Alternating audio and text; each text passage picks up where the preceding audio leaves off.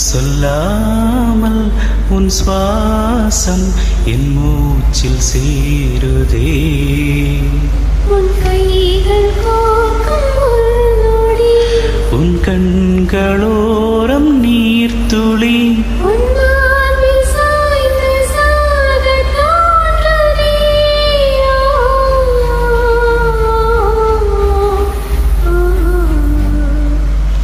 உன்னாலே என்னாலும் என் ஜீவன் வாழுதே.